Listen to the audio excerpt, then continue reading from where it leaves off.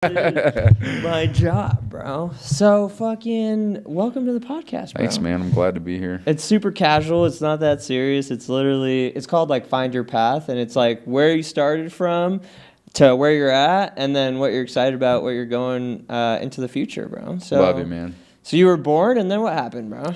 I was born. Then it all kind of went to hell from there, really. But no. So I mean, starting off, what do you mean? Like just my journey? Yeah, just kind of like how were you brought up? Were you born in Vegas or like how? No. So born in Key West, raised in Miami, Florida. Oh no shit. Yeah, but it was pretty quick. Like middle school, we moved out here. Oh, okay. Parents just kind of wanted a better job opportunity. Miami's expensive, always has been, right? Obviously now it's even worse. When we came out here, it was kind of a way to like restart. Like, you know, when you're like growing up and you're kind of already in a weird phase, but then you're like, I get to reinvent myself in middle school. So that was cool. I mean, you just kind of start finding your own niche and friends that you want to work with. But my life kind of took the turn into entrepreneurialism when I was 21, lost both of my parents, and that it just shook everything up where I was like, sink or swim, right? It's time to get grinding. No way. You like both your parents passed away when you were within 21? 6 months of each other, yeah. No way. Yeah. Like it wasn't like connected, like No, not like an accident or anything. Yeah. Dad, he was kind of sick. He had, like heart problems and stuff like that. So we kind of expected him to go. He was sick for like a really long time. But the surprise happened at his funeral, right? Like my mom was having like stomach issues. We take her into the doctor's office and she's diagnosed stage 4 cancer, given 6 months to live. And no shit. She's gone in 6 months. No way. Yeah. How long were they married? Quite some time. I don't remember the. It's like 20 plus years or something like that. Yeah. Jeez. Yeah. So you moved here in middle school. Like what grade were you in? What is it? 5th? 6th grade? 6th, something like that. Really? Yeah. What middle school did you go to? Trinity. Well, it's not even Trinity anymore. I don't even know what they did with it. I don't even know if it's still school. But so there was a Trinity. It was like a K through 12 Christian. Yeah, it was like a Christian charter type school. Oh, no way. So did you go like all the way till... No. I just went there for middle school. Then I ended up going to Las Vegas Academy for high school to start. And then I finished off at CSN I don't know if they're still doing it, but they had like a college hybrid high school thing. I did that too. Yeah, you did? At CSN? Yeah. Dude. But what's it called? Nevada State College? Yeah. Yeah. I did That's that cool. Too, my senior year. So... Yeah, I think it was like the end of my senior year. Same. I did that. Yeah. That's so funny, dude. What year did you graduate? 07. Oh, shit, okay. I 09, so.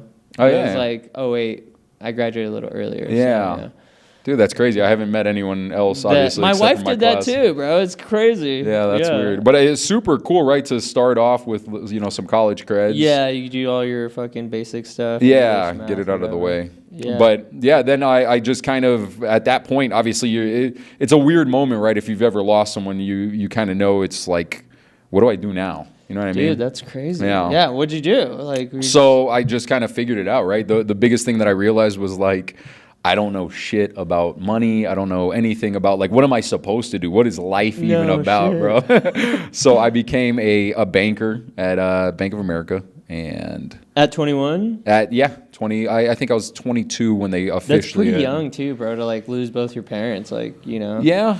I don't know. In a way, dude, if like I'm an optimistic person. Like it's hard to bring me down into a funk, but I would say if you want to look at the silver lining, I had a great relationship with my parents. I love them very much. But I look at people now who are my age or older who are now dealing with losing their parents or who are dealing with them being sick, and it's just like, man, low key, I'm like, I got that out of the way, dude.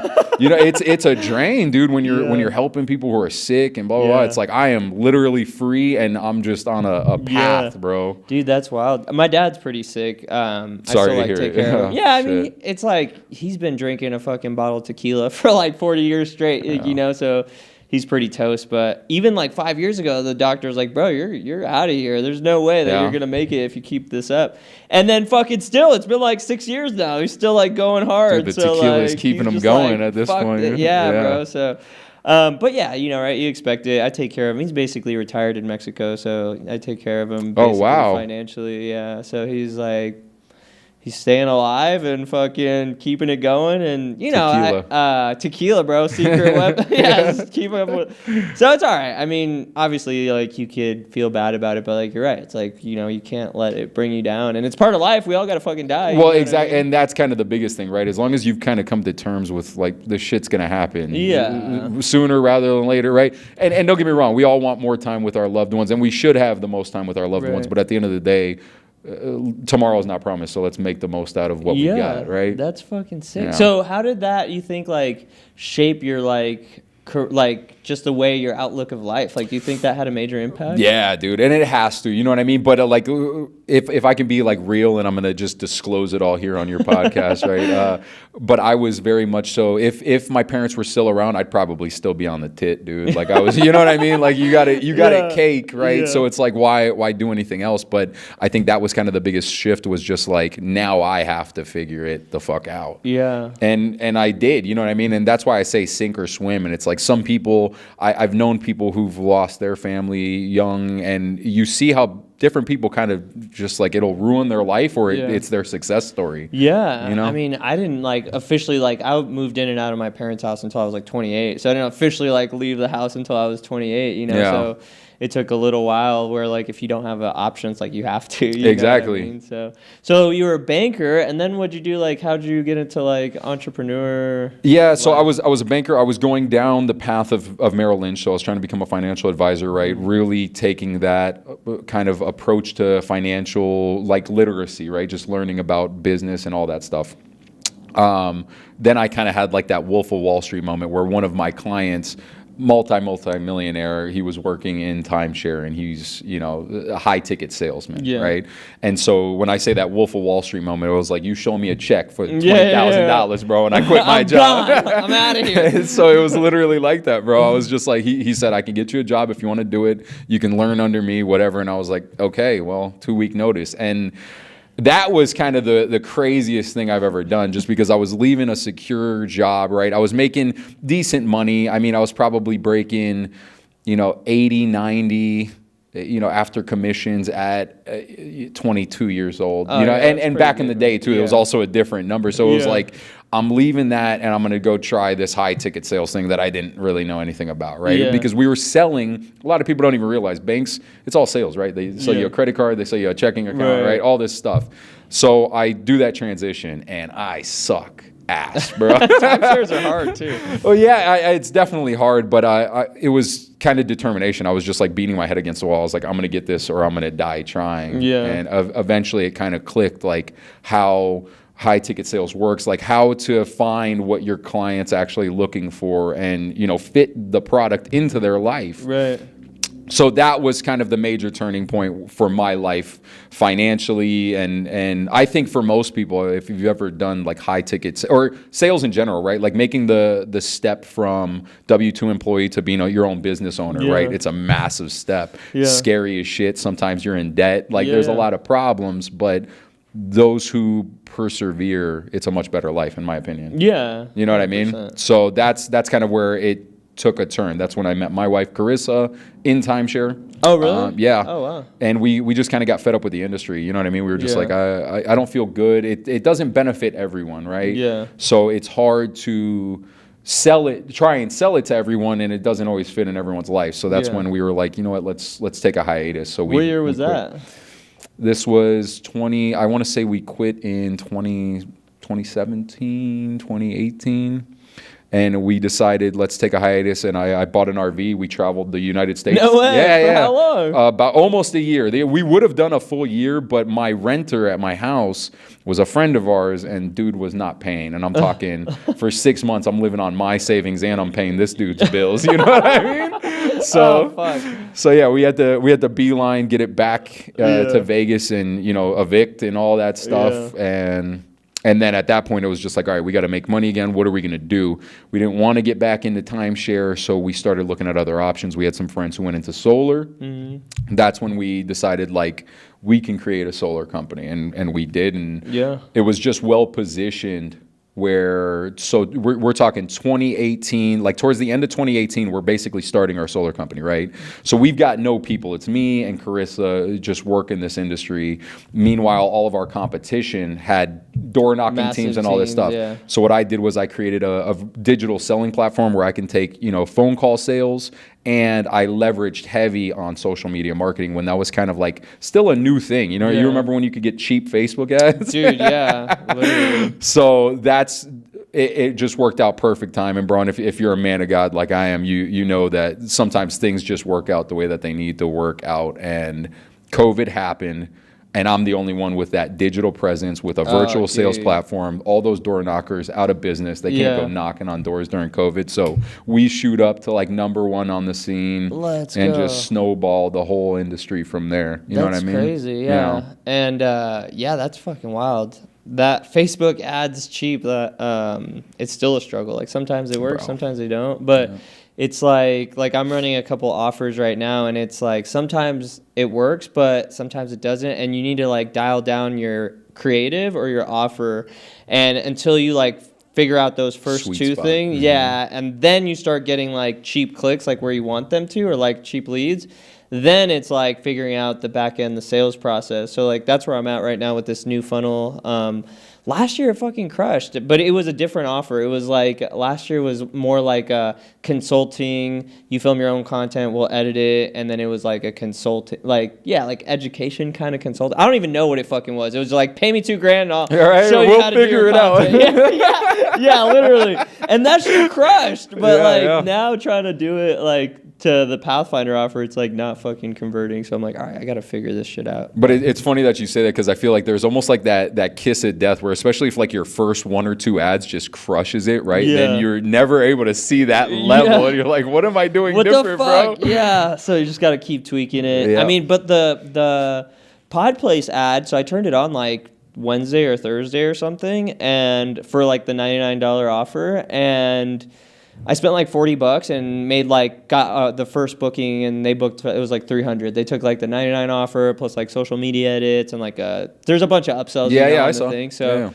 so it ended up being like $300. I was like, okay, cool. Like now this is converting like $40 to $300. Dude, like let's keep that one what a running win. and see how it goes. Yeah. So, and I'll run those for like a couple weeks just to see how it does. Yeah, you and have then, to run it for at least a couple weeks. Yeah, and then after that, like if it makes sense, like sometimes you'll look at the numbers and you're like, fuck, well, like I kind of broke even or made a couple $100, but like I guess like the word got out there. We like, there's a lot of other benefits to take away from it. Like your brand got expanded, and like people, I noticed when I run or like ads like that, my organic traffic like goes way up. So like I get a bunch of new followers. I call it like people tuning into the Oscar show. I love it. And that's it. Yeah, I just want people to tune into the Oscar show, because eventually they'll get to like, they see what I'm doing, and then they get like become fans of the Oscar show. But it's so smart how you've positioned that in your head, because you're absolutely right. Like there's so many variables when you're running paid ads. Do you want ROI? Of course, we all want ROI, right? But at the end of the day, your brand exposure and all these other variables add in over time. Yeah, you know what I mean? And it's crazy because like then sometimes like a lead that I got from 6 months ago will close. Like I just got an insurance guy in Chicago. He came through one of my funnels, the one I was telling you about for that 2,000 offer, and I just closed him like a couple weeks ago. So it was. Are you running all nationwide or what? So for that ad was nationwide, Yeah. but this one we're running is just in Vegas. But so I'm thinking about turning it back on nationwide, because for the Pathfinder offer, like the only person that needs to be there is the videographer or the content creator now. Like so, and I have a school community of like videographers nationwide. So when I have a gig that comes in like in South Carolina or something, I'll just post it, and they're like, "Hey, I have a gig, South Carolina. Anybody know anybody?" And then they know a friend, somebody knows a friend, and I'll get a videographer, and I'll give them the gig, and I'll rip like $200 off it. Like, it's like, fuck it. Here's a like $500 gig. I sell it for $750, and then I move on. Like, they keep the client. Everyone's stoked. So I'm thinking about running like a nationwide personal injury right now is like big for us. Like that's like our biggest client. So I'm thinking about running a nationwide personal injury ad, and then just kind of figuring out like the in-person. So like closing them, and then figuring out a videographer I could work with. And interesting. See, I didn't even think about how, because you obviously have to niche down, and now you're in like personal injury. How did you kind of stumble upon personal personal just injury? referrals, bro. Like I was just like, I hound like all my clients always like, hey, do you have any referrals? Do you know anybody? Like, do you have referrals? And then solar team that's upstairs actually, they referred me to like one of their brothers who was a personal injury, and then I closed them and they were huge, and then I was like, oh shit, like they all have money, dude. Like even like the smallest, lowest key personal injury is fucking making millions. Like, you know, they could, one case could generate them like 2, 3, 4, 500,000, like, you know, so and they're not suing like people, they're suing insurance companies. Right. So like insurance companies like have the fucking money to pay, so they're like just killing it. So I focus on like kind of low key like personal injuries like that have no social media presence, and like that's who our like sales team is currently like going after. Dude, how cool, man. So they're just like, so I took the door knocking model recently and just like recruited like 3 sales reps from solar. Like they're still doing solar, but I just got them to commit to like 1 or 2 days of like knocking for us, and they'll just go like business to business. Personal injury attorneys. Savage, they get their fucking list and they like they go hit them, bro. I love it, dog. That's so it's kind of hard though. Guerrilla fucking social media mandatory and editing all campaigns, bro. bro. Ads, guerrilla. I'm thinking about going super guerrilla, like printing out flyers and just going to Lifetime, putting on fucking cars. Bro, like, all of it, bro. That's what's up, man. I always respect anyone who's down to just hustle. Bro, it works. Like it does. Just elbow grease. But like, that's because no one else is doing Nobody's it. doing that shit, bro. Like people think maybe there's like that same level of like door knockers, right? Like they think they're too good to do that, but like it's worked for fucking decades. Like, you know what I mean? Like flyers work. You just have to go fucking flyer it. Like talking to people works. Dude. You just have to be brave enough to do it. Yeah, like, no shit, so, like, dude. It's so true. It's elbow grease. Like it is. It is the hard part of business, right? Bro. It's literally the hard part. So, you know, the solar industry like has pivoted. A lot of people are doing a lot of different things, and now you've found yourself in a position where you're kind of moving into the life insurance space. So yes, I'm definitely heavy in life insurance at this point, but it's also, I always look for businesses that kind of like synchronize together, right? And I'm sure you're the same way, right? Anything that we can kind of pile into our ecosystem that makes sense to run together. So what I've kind of taken from where I guess my strengths personally were in our solar business was our business automation, right? So as you know, automated text, emails, right? All of these types of things are things that I build out, and I'm pretty nerdy, right? So I love being on the computer, building out AI bots and bullshit like that, right? So all of those automations I'm now bringing into my life insurance industry. So luckily, I'm having a lot of success in life insurance, but where my passion in all of that is as I'm growing out a team, I'm providing my team members with the automations that I've created for myself that help me to keep track of my business, right? And reach out to my clients, happy birthdays, all those types of things. Now I've created a platform where I'm selling that to other life insurance agents. Sick. That's fucking brilliant. Well, and like if you have like a huge solar list, which I imagine you guys do, you could just plug them into that automation and then start hitting them with those type of like triggers. I mean, that's what I've been doing. Is like I realized how many lists I have, and I was like, let me just put them all together and then send them an offer. Exactly. Right. Yeah. So we've been kind of trying to expand on that. It is a whole freaking thing though. Like I'm not good at it, and my guy who like does automations for us, like he's like a full-time dad and his wife is like the main breadwinner, so he's like always chasing down kids or whatever, and I have to chase him down, and so like I've been taking more of that role on, and like my wife's been helping me to like kind of just automate it. What do you use for automations? So there's mostly Zapier, but our systems are fucking so like basic. Like so this is the level of our automations is we run an ad, and then the ad comes in, and then it populates on a Google sheet, and then it texts to like the closer. Like that's pretty much it. And then at the same time it goes to like our email list, and that's it. And then like so right now we're working on like having like a once they opt in like a sequence, like an email sequence they go through. And then so that's one, and then the other one's kind of like the ManyChat, which you like commented about yesterday, or it's basically like ad. So the ad goes off, and then they comment the trigger word, and then ManyChat sends them the link, and then they could go through the link, and then when they go through the link, it depending on whatever offer it is, it captures their email. and then it goes into our email list. And then like I don't have like an email automation, so I'm just like kind of doing like 2 or 3 emails a week, like physically, like manually, and then so everything's just driving everything to the either the closer through notifying them that like something came in, or it's going straight to the email list. So it's nothing like crazy. It's just like only a couple triggers, like. So I don't know. I'm sure that I could improve, but everyone they're like, "Do you have a CRM?" I'm like, "No, we should just goes to our Google sheet and then goes to the closer and then it goes into our ESP, like the email service provider." Yeah. Well, so with your lists, you don't have any of those in a CRM. No. Yeah, they're just like hosted on just sheets. Like I have all the Google sheets for like all the lists, and then they go into like our email service provider. So like the lists are in the email service provider, and then through the email service provider, that's how we do like the text campaigns and then the email campaigns. So it's called Brevo. I don't know. Yeah. Well, I'm willing to bet I can at least put you onto a couple of things that might make life a little bit simpler. Yeah, probably. I mean, I don't know what I'm doing. I'm just trying to figure it out. Yeah, I don't know. But once again, I'm just nerdy like that. So I build out like my AI bots. So right now, if you were to call my business phone, you showed me that. Yeah, dude. And it goes, instead of going to voicemail, it goes to my AI assistant. Which is dope. Yeah. So that is like my true passion, right? Like I just love tech. I love being on like the forefront of all the AI technology. So that's where I try and guide all of my business too. Now, obviously, life insurance is kind of a huge thing. It's been around for many years, right? And that's kind of the natural transition. But I think the coolest thing is for solar reps, what we were able to do is get a lot of these guys transition into life insurance, because now as they're knocking doors, they sell a solar deal or something like that.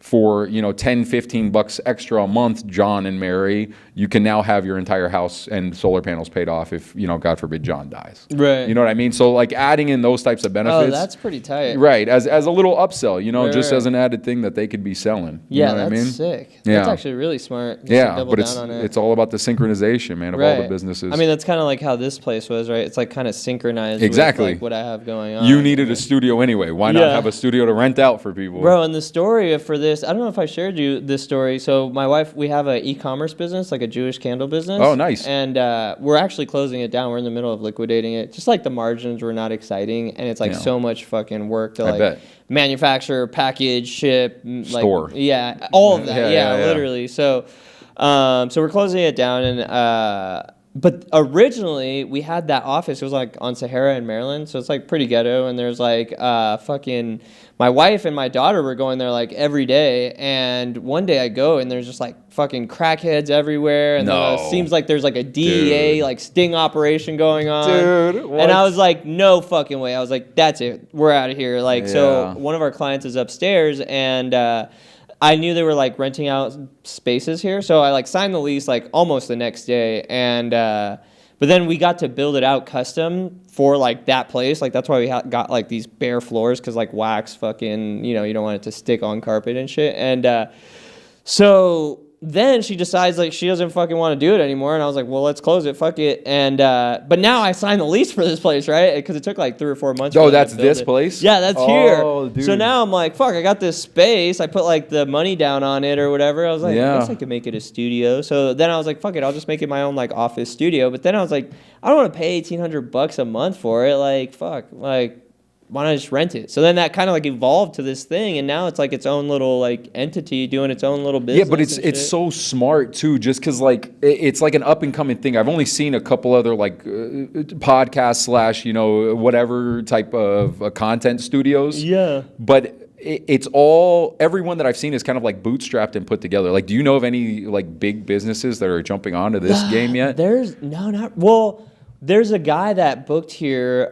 He was like from the UK, and he's doing like a podcast tour. And so he booked like, he had a full session yesterday, and he had one today. And he was saying that there's like this one guy in Miami who has like a loft. Like it's literally just like he lives there, and he was using his loft for like his own like content. And I guess like Wes Watson, like the fitness influencer guy, like was like, I want a fucking good studio. I'm not going to all these shitty studios, and reached out to him. and then they did a podcast there, and he like shouted him out, and apparently like now like a bunch of like Miami Heat people are recording there, and athletes and celebrities or whatever. Shaq goes there now. At dude's house? At dude's house. And I guess he said like he's clearing like 6 figures a month off of it. I was like, that's fucking crazy, that's bro. Awesome, man. So there's like maybe like, yeah, like you're saying, like a couple that are just barely like going into it. And I think it's a brand new industry. And in Vegas, there's like 2 or 3 other like, there's one other studio that I think is doing a good job. They have lots of sets and they have real cameras, but there's like 2 or 3 other studios that have like nice sets, but they use like iPhones to record their videos. Like that's like their live cameras or iPhones. And I'm like, what the fuck? That's crazy. But so there's not a lot of competition really. And I know for sure they're not marketing. Like they're not like, you know, I think it's just because there's so many, like such a high demand. It's just like low hanging fruit. So they've been able to do well. But like, I think we're coming into this market, like aggressively marketing and like kind of taking their clients little by little. And so that's been why I think it's done so well so far. And again, not that it's doing crazy, but what's kind of like your vision for it? Like, where do you see this going? So I imagine, dude, if I know like, so this is my numbers on it, right? Like I want to get this to like 50K a month, which is only running like 5 sessions a day, which is totally doable. I did like 3, this is the 4th one today. So like 5 sessions a day, at like between $180 to $300 per session, 5-6 days a week, that generates about 50 grand. So I want to get it there. And then I want to copy and paste these, like not just in Vegas, like all top markets, like emerging markets, like Idaho, Raleigh, South Carolina, Texas. Like, if we could just copy and paste and stamp these fucking everywhere, then after you prove the model. Yeah, we prove the model, and then we could, raise money to do it, and then just like keep cookie cuttering them, and then kind of like exit for like a few $1,000,000 is like kind of like my goal. And I think we could do that within like 3 years. Yeah, I'd agree. You know what I mean? So 3 to 5 years and just like stamp them all over the place. As long as there's not like another fucking COVID or anything, you know? Yeah. Which a COVID would fucking destroy this business. That would be terrible. So hopefully, but I would just fucking stop paying rent. I'd be like, fuck it. Hey, we're not making money. Fuck this. You're fucked. Right. Yeah. It's understandable. I mean, because that's the only real overhead is like the rent. Yeah. So, everything else is a sunken cost. You needed this stuff. Yeah, I had most of the shit anyways. Like I didn't have to buy any cameras. I had all the lights. Like I think like aside from the prop stuff, maybe, right? So like all together with like investing for like the last month rent, whatever. I think we were all in for like $9,000, like to start it. Yeah, and I think we've already made that back. Like, I have to calculate it, but yeah, I think we were close to like we generated more revenue than that, but I don't know if it's like profit. Like the profit has paid back.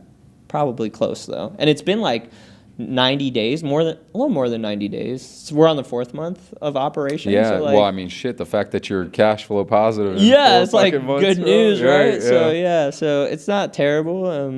So that's the goal for this. I think if we could open up like another like 1 or 2 studios this year, in some like market, like that would be cool. But I also don't want to do it until I have the systems and the operations like where it's stamped. Like, so right now we're working on hiring somebody for here because I had a guy but he quit. So now I have to like video fucking each step of like how to run this fucking place. Vimeo. Yeah. And then from there, like kind of stamp it. So it's not like a big. But yeah, that's what I was gonna ask. Like, assuming you got to that scale, right, where you're doing 5 a day every day, who the fuck is editing all of that? Dude, well, we already have like the back end system for like Pathfinder. Right. So like we already have like all the VAs. What you already got. Yeah. So it would just be like hiring more editors. So like right now we're not using it yet, but we're gonna use Monday to like build out our CRM to like as far as just our operations CRM, because it's like kind of like an installer, I guess, right? Like there's like steps. So like videographer shows up on site, or like they come here, then they dump footage, and then it goes to editing, then it goes to like revision,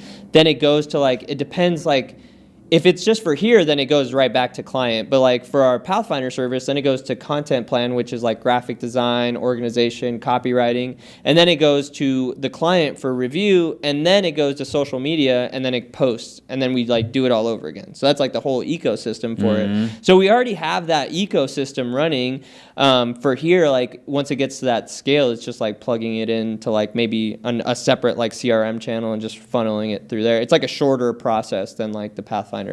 But that's also like another service like we could add, like we offer that like management, the social media management for this, which is a little different because YouTube and like podcast upload is like a little bit different, but it's still easier, I think, than like the daily content management of like social media. But you're using like schedulers and automation for all that, right?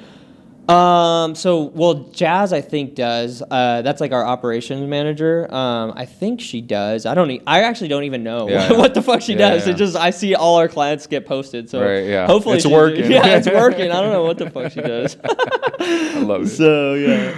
But what's next for you, bro? So what are you excited about 2025? What's the vision and where are you going? Man, I got so much on the plate. It's like it's constantly exciting, right? So we've got all these different businesses that are in the works. I've got other investments that I'm waiting to pop. Like we have I invested in this. This goes back years, but it's ran through its own challenges, but I feel like we're finally at the end. I think 2025 is going to be the year that we break some real ground on it.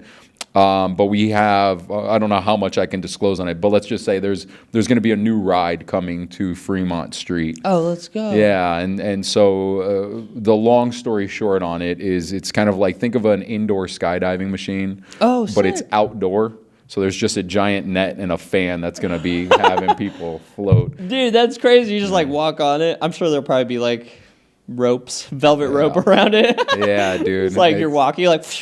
It's going to be badass. Obviously, we ran into some headaches with COVID. That was probably one of the biggest wrenches in the whole plan of getting things done. But now we finally got all approvals from Las Vegas and everything like that. Dude, that's sick. Yeah, we've got the place. We've had the place locked down for quite some time, like the location where it's going to go and all that stuff. Yeah, so that should be coming 2025. I've got businesses blowing up, new team members jumping on every day. Go. Yeah, you know what I mean? 2025, I feel like everyone has pretty good optimism for 2025. Yeah. I'm feeling that. Let's fucking go. Yeah. Let's go, bro. Yeah, I don't know what I'm excited for 2025. Just keep everything going.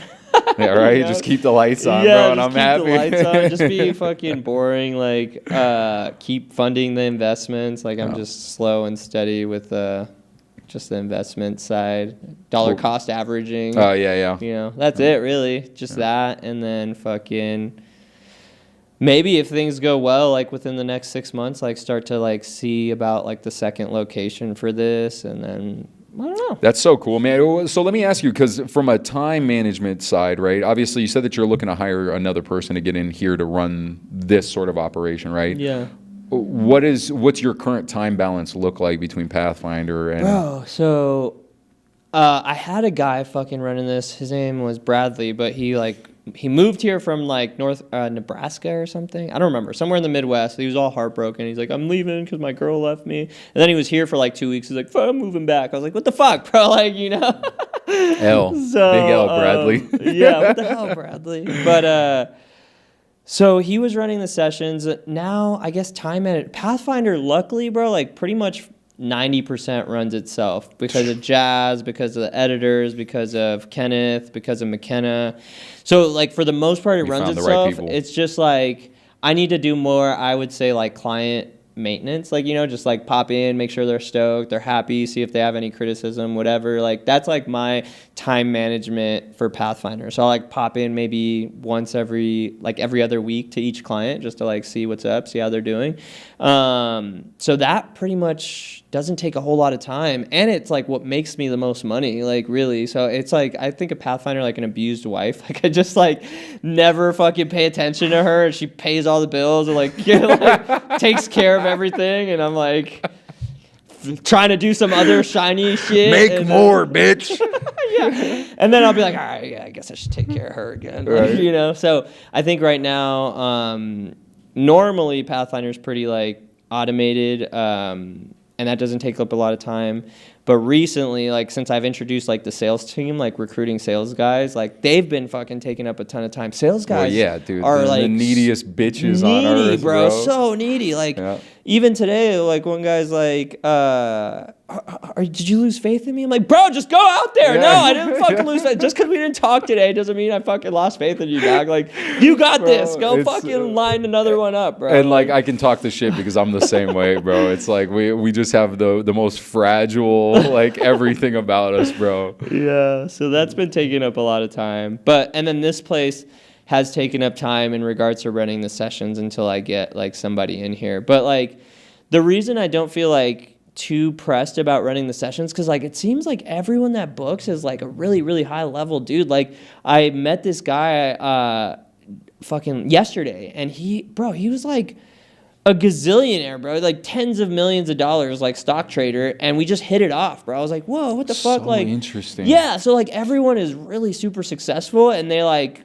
are stoked to come here and then just build the relationship. So like that's so interesting. Yeah, bro, like just killing it. I was like, what the fuck? So because I was also curious of like what type of demographic you even get, because like think about it, like a gazillionaire, right? They should just have their own studio, right? Yeah. You would think. Well, yeah, and I think like he was super intrigued. Like he reached out and was like, bro, let me take you out to lunch, whatever. I was like, come do a podcast. So now I'm linking up with him Thursday. But like, cool. So yeah, so it has been taking up time, and I wanted to get like a little more profitable, like before I super hire someone, because right now if I hire someone, it's like gonna wipe out all the margins, right, you know. Right. So like, it's not I want yet. to kind of just get it more booked out. It's getting there though, because like I had a full day yesterday, full day today, and then a full day Thursday of like straight booked out sessions. So I wanted to get to like once there, like 3 or 4 days a week, full booked out, then I could like kind of bring. So what is that? Is that currently requiring your time then? Because you have to be here during the booking, right? You're setting everything up, right? Yeah, literally. So, but what's cool about it is like so typically when someone's recording, I'm like back there, just their cameras are running. So then I'm just kind of like doing my own edits, and like I'll try to record like a YouTube video before, after, and it kind of like forces me to like even pump out more content. So like right now YouTube is like what I'm really trying to like get freaking momentum on. Yeah, and it's a tough one. Yeah, it's kind of hard, but you know, just doing it and like taking my time with it, being patient and shit. So as always, just keep posting, bro. That's it. Just you'll make it. Trying to, because YouTube is owned by Google, so like SEO is like a lot, like keywording and like finding like gaps in the market and like making a video and then keywording it right. And so it's like it's its own little like thing I've been trying to crack the code on.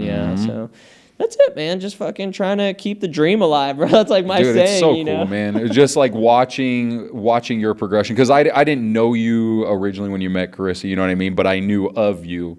And I forgot, I think you came into the office once, and we had like a quick moment where we clicked, and I think that's when I started following you on social. Oh, cool. And just watching it over the years, just kind of your success and your growth has been awesome, dude. You know what I mean? Yeah. Tuned into the Oscar show. that's all I'm doing, bro. And that's so I just made a YouTube video about like, there's a lot of like, you know, ads, organic content, and what's worked for me is like getting everyone to the Oscar show and running offers at the same time. Like, so it's like run an offer off your own like page, put out organic content, and then like that fucking just snowballs. Like, you know, and that's the secret sauce. There's no secret sauce. It's like put out a lot of content, run ads to the offer, keep those going consistent, and then you find like the rhythm of it. You know? So speaking on that then, because like now, obviously when I first reached out, I wanted to figure out how I can start applying what you do into my own business. So maybe for all the watchers, let's fucking go. You know what I mean? So what do you recommend? How do we break ground? How do I use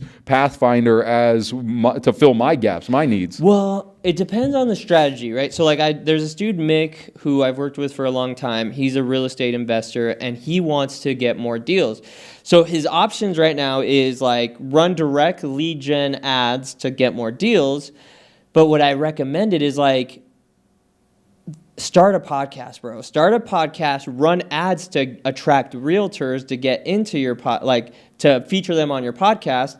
And then you're attracting realtors who are going to give you the referrals, because that's where he gets his deals from, is realtors anyway. So like position yourself as a podcast, run the ads to get realtors because it's 100,000 times cheaper to get like, hey, are you a realtor? Come on my podcast. Those are going to be fucking penny conversions. Like, you know, if you're like, hey, I want to buy your house, they're going to be like $200-$300 conversions, right? And so if you put in the elbow grease to like build the network through a podcast, it's cheaper in regards to like content, because having content done by the pod place as a podcast is cheaper than getting content done through Pathfinder. It's just a different service.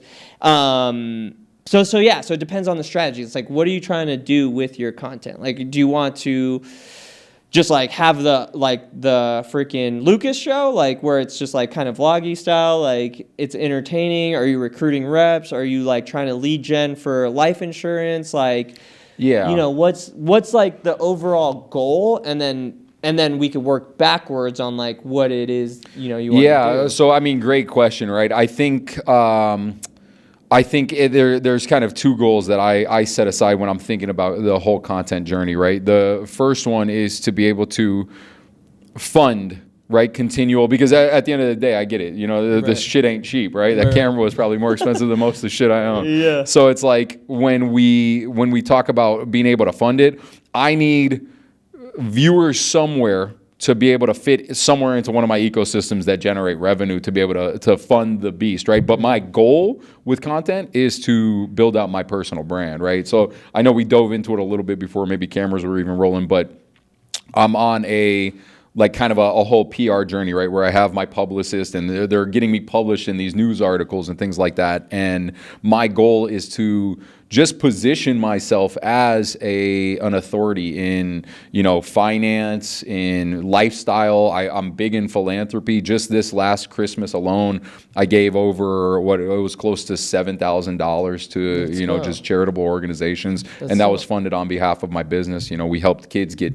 Christmas that would otherwise wouldn't have it. You know what I mean? So it's like philanthropy and business is what I want to surround myself with. And I think just like you with, you know, meeting other people, you're able to network with just amazing people. And I think that's what life is about, right? Yeah. Well, so, I mean, again, I'm like, just because this is what I'm doing, like the podcast, like I think I might have shared with you, like I didn't anticipate the podcast to ever take a life of its own. I was just using the podcast as like a method to like bring on people that I wanted to work with and then get them into our ecosystem. Like, hey, you did the podcast, here's like some edits, like this is how it works. And then like, you know, you get them involved with you. And so like a good way, by the way. Yeah, a good way you could do is like to recruit reps or agents. Like you start a podcast, right? You're getting them to come on. You're like giving them little pieces of content. You're doing your own content. You get to collaborate with them on Reels, like so that it cross promotes. You get in front of their audience, and then you could potentially recruit them, right? You're like, hey, like, you know, come work with us, do this or whatever, and there's like a level of like working that relationship to leverage. If it's to get more life insurance sales, like you could just pitch them on what you have going on. Like, bro, I could give you like, you know, all your automations. We could help you out with leads. We could do this and that. Like, why wouldn't you just do that? Like, you know what I mean? And so that's how I would maybe leverage it at the lowest cost to get the highest return. You know what I mean? So like, because like the Pathfinder model, like the cheapest Pathfinder package is like $27.50, and it's like we do your social media management, we post on all your accounts, we come and shoot with you, like more lifestyle. So it's a little more expensive because we have to bring a videographer. Right. Where like here, like you just come, the cameras are here. It's like, I guess the difference in the price point is you come on location and then we don't do the social media management. So like a full like pod place package is like $1,500 and you get, you know, access to the studio. There's no social media management. You get same amount of edits. So it's like the convenience factor on the Pathfinder side. It's like we come to you and we manage your social media. The pod place is like you come here and then we give you the content. You manage your own social media. So those are like the two like contrasts. But like, to leverage it, to fund it, like what I would do is invite reps, invite like people in the, I don't know, like, see, like, I don't know who has like big leverage for people, maybe like other life insurance agents with teams that you could recruit like whole teams over, like, you know what I mean? Because like a big way of like the value of a podcast is you could reach up up to like really high because you're providing so much value to somebody. You're like, hey, come on the podcast. You're on your platform. Then you're giving them content as well for free. So it's like you're giving a lot before you're asking for anything. So you could reach way higher than your weight class or whatever. You know what I mean? So that's a good way to leverage it as well. But yeah, that I would say is to recruit reps, invite reps, do content with them, and then offer them like the value of like working with you. You know what I mean? That's how I would say you could leverage it. Or again, I don't know what like the other option is. Like what I'm saying is like make organic content like through the studio, through like lifestyle stuff, and then run like offer ads to like straight up life insurance. Like I don't know much about how the life insurance game works, but I had like Jazz, she was trying to do it for a little bit, and she was saying like the company they were with, they would like run ads, like something about, they would target seniors and they would say something about like their policy, and they would get them to call in, and then they would just like switch them. Like, I don't know, again, like she's like, I don't know, it feels weird. I don't know if I should be doing that. So she stopped doing it. But like, so I don't know what like the ads for like attracting life insurance like sales would be like, you know what I mean? So well, yeah, but not even focusing on that. So kind of like to get where I'm already thinking, I like the Pathfinders a lot more for me. But my question would be, when you say you do social media management, is that all social media? Yeah, like we Blue post Sky and everything? Everything, yeah, like LinkedIn. I don't know whatever social media is important to you, but we do like LinkedIn, Twitter, Threads. It's X, by the way. Yeah. No, I'm just messing with you. Instagram, TikTok. I think those are like the 5. Yeah, the major ones. Yeah. So we post on all the platforms. Again, I don't know how the fuck Jazz does it, but she does it, yeah. You know, so I'm sure that she automates it or something. But yeah, and then like coming to like do lifestyle content, vlogging. I would recommend like also I use the Osmo a lot, like just building a habit of like having a little camera with you, like dumping footage. That's like what our guy in Chicago is doing. He's just like dumping his vlog footage and then like. And then you guys chop it. We chop it, edit dude, that's it, so post smart. it. Yeah. Like, so. Because I'm always thinking about that. Like, I need to get a way where I can just set up cameras. Because literally, dudes come to my house. Like, I have my agents come to my house, and we're all just on there on the phones all day. No way, just straight from the crib? Straight from the crib, bro. Because my whole thing, like, when you're starting a business, I call it poor boying it, right? You have to start it as lean as possible. 100%. I don't need to spend money on an office when, like, we're just figuring out exactly what we're doing. So every bit of, like, money that we're getting, I'd rather reinvest in figuring out how I can feed my people more with more leads, more whatever, right? Yeah. So instead of wasting money on an office that ain't bringing shit to us, let's figure this out first. Right. And then as we get that, okay, we need an office because now there's too many people. Reps, right. You know what I mean? So we're literally poor boying it. I have reps showing up every single day, and we're just banging out phones. That's fire, bro. Yeah. So with life insurance, how do you get leads? Like, do you like? Because I remember I did like a convention or some shit. I forgot what it was, but they were like, yeah, we like buy leads and then we like call them or whatever. So like, is there like a lead provider like in life insurance that you just like call and like? So yeah, we kind of have a multifaceted approach, right? So a lot of my background, once again, is lead generation, right? I've always been a marketing guy. So we're generating our own ads where we're getting, attracted interest into either life insurance policies or some sort of relationship management, right? Like, because a lot of the people who buy life insurance policies, they got sold something from some schmuck and the guy never talked to them again. So they don't even know what the hell they have. Yeah. Right? So a lot of the people will come to us because that's kind of where we separate ourselves in the industry, is like we want to be able to do right by people and be able to show them what they have, and most importantly, like have that true relationship, because I'm willing to bet people watching this right now don't have a relationship manager. They have a policy. God forbid they die, their kids don't even know about it. Right. What happens to that policy? The company keeps the money. Yeah, right? really? I mean, if no one ever claims it, yeah. You know what I mean? Shit. So it's like, but that's the thing. So now it's like, okay, little Tommy, if something happens to dad, you call Lucas. That's the guy who knows everything about everything I have, right? So whether they have policies with me or they have policies with another agent that they got a long time ago, I'll keep note of all of their stuff. So when something happens to them, which I had posted about today, and I feel bad about, my client had lost her son in an auto accident.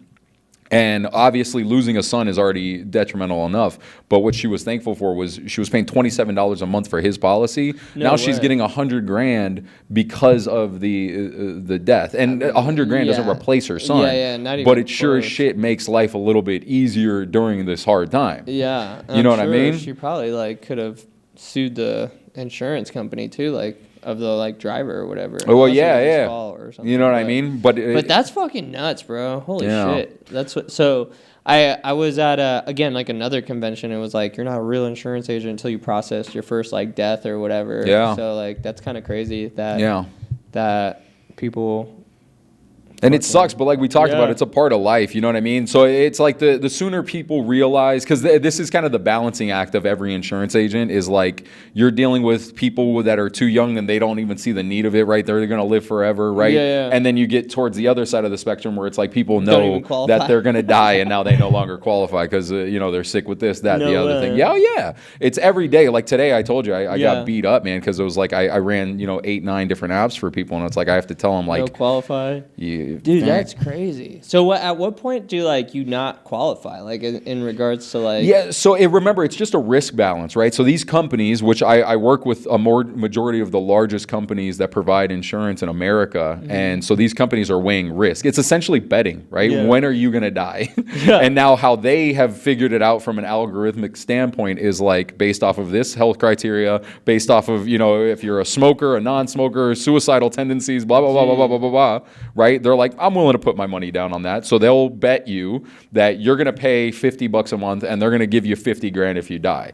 Now, what they're hoping for is that obviously you end up having to pay that until that gap closes, right? Yeah. Now they're able to invest your money today Right. and they don't have to pay you back until later, making Right. it a good investment for them. Yeah. I was Right? gonna say because they're like obviously investing your money as it comes in Right. every month. Like, it's But not the challenge is when people think like, oh, I'm sick. Maybe I got a year left in me.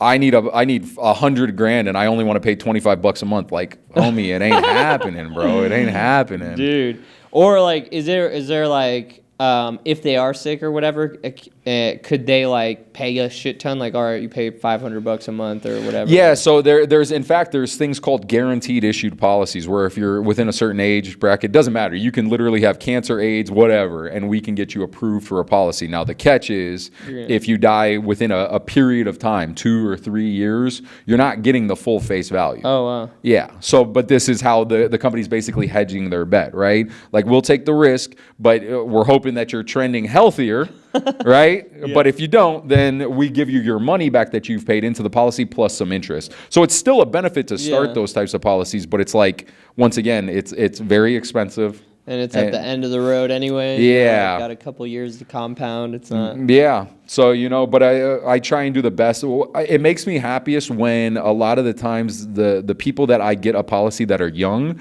because when you're young, dude, like today I set up a policy for a child who 4 years old, $50,000 of whole life coverage is costing the father $12 a month. Yeah. And that's a locked in price.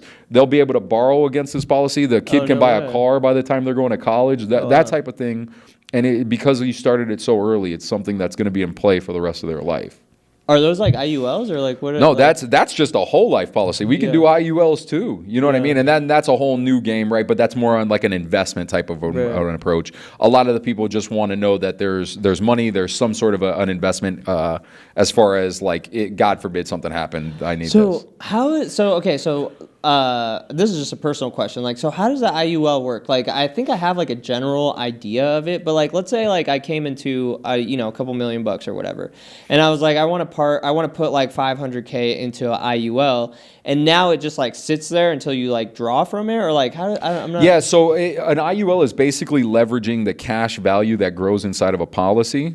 Right? So that's kind of your investment portion that you'll be able to borrow money. And if you've heard of the term like infinite banking, like create your own bank. Mm-hmm. But the main advantage, in my opinion, of an IUL is the fact that you get so many great tax benefits from it, Oh, right? really? Yeah. So life insurance has hands down the best tax benefits from like an investment standpoint, because like if you were to pass, right, and you have a life insurance policy, whatever that death benefit was gets passed over to your heirs tax free. So if you had $1 million policy, your family is now $1 million richer, no tax. That's crazy. You know what I mean? So, and then it continues to grow within inside the policy. So Yes. like if that's like $1 million endowment, right? And then it just like over the course of like the next life, it'll compound like whatever, however much, right? Or I mean, I don't know. I'm done. Are you saying when it pays out, like to your family? Or like not that it pays out. Like what if they just keep it invested? Well, yeah. So it's still a life insurance policy. So because this is essentially the IRS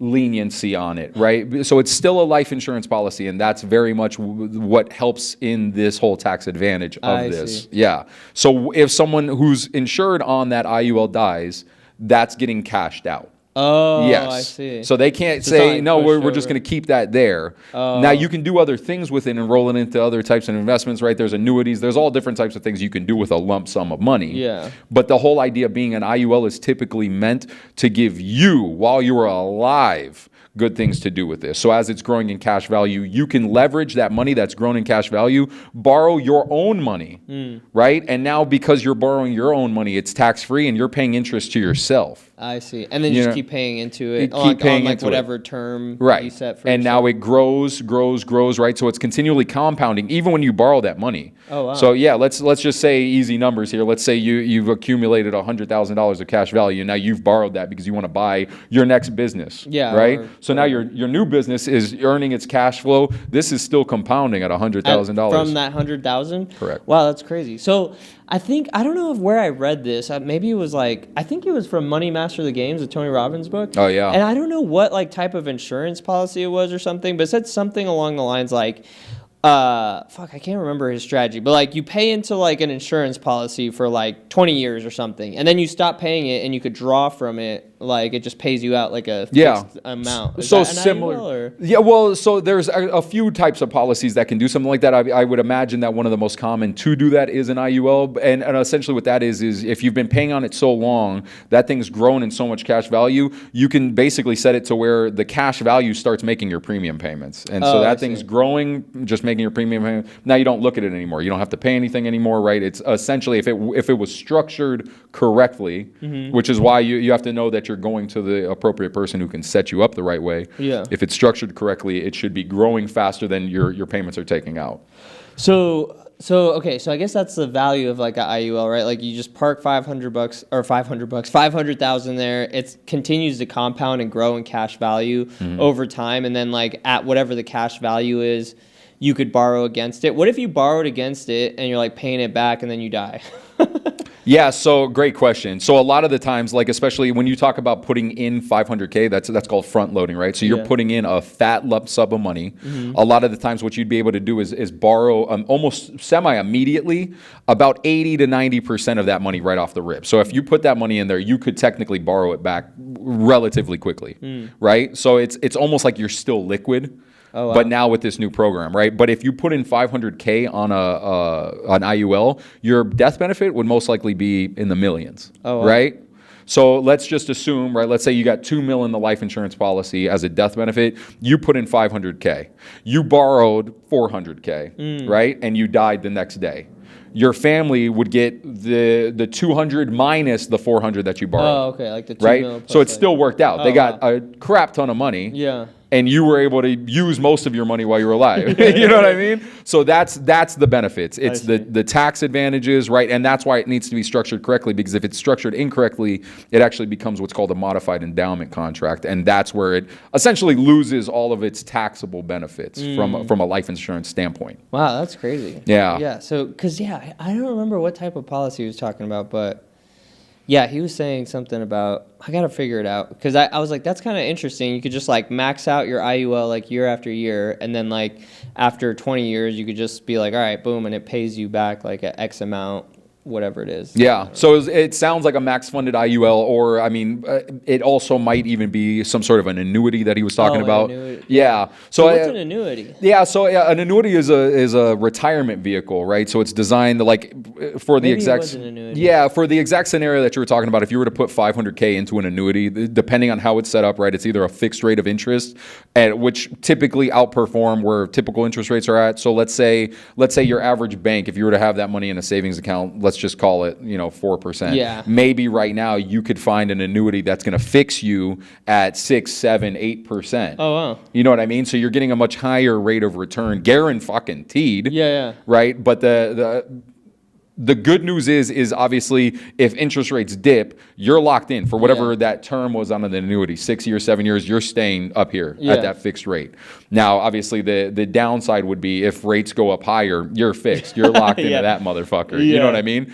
But then there's also a way that you can index these annuities. So now you're tied into the market. Now, why a lot of people choose these things is because there's no floor, or excuse me, there is a floor on the loss. So they cap your gains, right? So let's say the S&P 500 did 20% this year. Yeah. On most of these annuities, you'd be capped, let's just call it 8%. Yeah. So you would make a max of 8%. But the good news is the S&P ate shit this year and is down 40%. You lose nothing. Yeah, zero. You're still at the 8%, right? Well, no, you're not at 8%. You would you just don't gain. You don't lose anything. Well, that's good. Yeah. So that's why a lot of people look at it that's for what it was. retirement vehicles. So then how do you how does it pay out? Like it's just like it's designed to create income. You can essentially turn them on for the most part whenever you want, but a lot of people turn it on, when they hit retirement and they just don't have an income. So maybe right now you had a great job, right? You were funding this annuity for so long. Now you've retired and now you're just getting Social Security, which we all know is fucking dick. What are you doing with $1,200 a month, right? Like,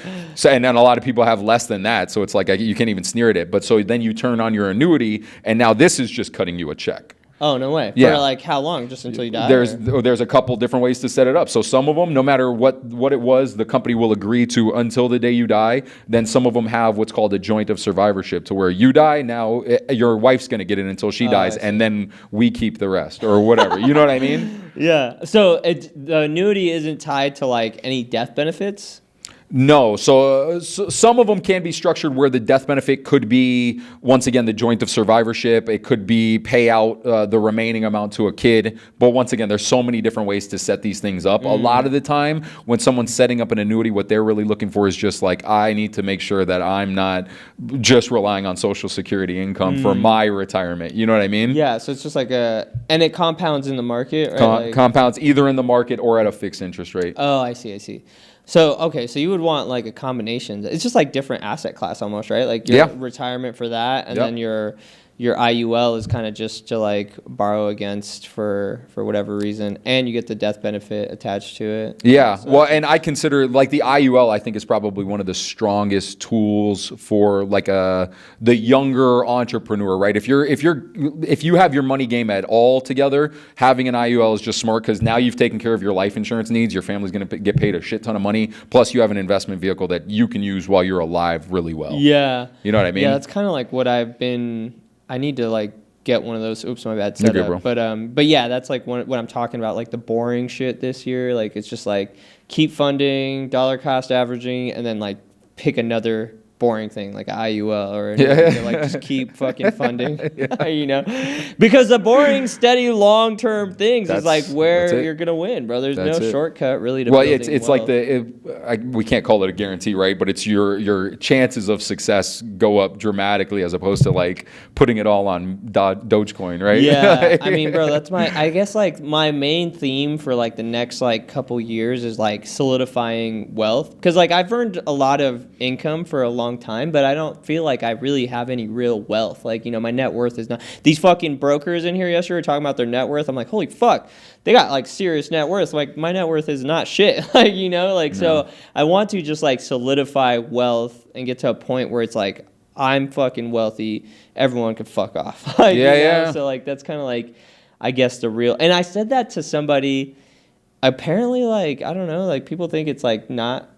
Maybe it's inappropriate to say that, like solidify the wealth. Like what? Why is that inappropriate? Like, some guy was like, "You're not supposed to say that out loud." I was like, "What the fuck? Why not?" Yeah, but so it's funny that you say that, because I'm listening to Grant Cardone's book right now, 10X Mentor, right? And he fires me up, right? I'm at the gym just listening to this guy yell at me, right? But he talks about how anyone who's talking to like about you know, you shouldn't talk about your wealth or success or anything like that. He's like, they're trying to justify in their own mind why they're never going to be that, right? And so the quicker that they could be like, dude, you're not supposed to talk about that, the easier it is to be like, oh, thank God I don't have to talk about that. You know what I mean? Yeah. And I don't know the dude who said that to you, but you get what I mean. Successful. Like, he wasn't like, he was fucking wealthier than me. And he's like, yeah, you're not supposed to say that. I was like, what the fuck? Maybe he got beat up by someone else. You know what I mean? Who knows? Yeah, you never know. Everyone's just kind of projecting on you anyways. Right. Well, bro, it's been fucking dope. It's been a little over an hour, so I'm yeah. freaking grateful that you came on. Dude, you drove all the way out here from the Northwest, bro. Appreciate it, man. I'm glad to be here, dude. So where can the people find you, man? So you can find me on Insta at Las Vegas Lucas, Los_Vegas_Lucas, which will be right here. He got me. We got the idea. We'll put it in the description. Where's Jazz, bro? All right, man. It was fun, bro. Yeah, Until thank next you. time. Peace. Let's fucking go. That was fun, dude. Hell yeah.